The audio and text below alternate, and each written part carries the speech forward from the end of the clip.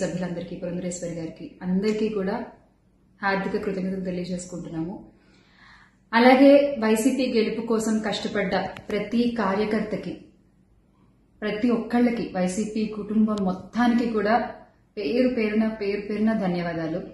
Yes, ఓడిపోయాము, కానీ ఒకటి గుర్తుపెట్టుకోవాలి, గెలిచిన నాడు ఎప్పుడూ విర్రవీగలేదు విజయ గర్వంతో, ఓడిపోయిన నాడు ఏనాడు కూడా కుంగిపోలేదు.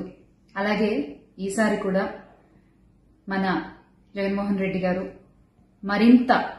మరింత బలాన్ని పుంజుకుని మళ్ళీ ఖచ్చితంగా మీ అందరి సపోర్ట్తో మనందరం కలిసి జగనన్నతో నడిస్తే ఖచ్చితంగా మళ్ళీ ఒక మంచి ప్రభుత్వంగా మనం ఏర్పాటవుతాము.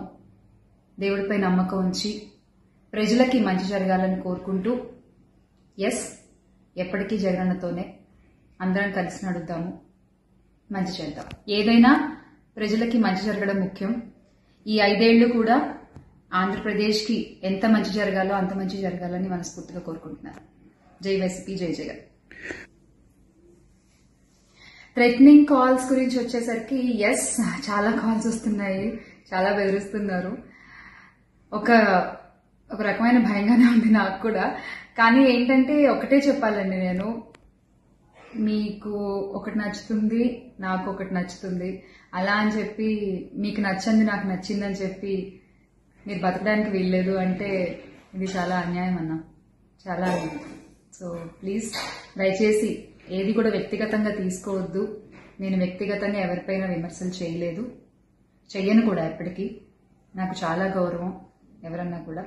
వ్యక్తిగత విమర్శలు ఏవి నేను ఎప్పుడు చేయలేదు, చేయను, మళ్ళీ చెప్తున్నాను. సో దయచేసి మీరు కూడా ఏది పర్సనల్ గా తీసుకోవద్దు. ఎస్, ఒక పార్టీని గెలిపించేటువంటి ప్రయత్నంలో నేను ఎంత చేయాలో అంతా చేశాను, ఉన్నదే చెప్పాను, లేనిది ఎక్కడా మాట్లాడలేదు. దయచేసి దాన్ని అర్థం చేసుకుంటారని కోరుకుంటున్నాను.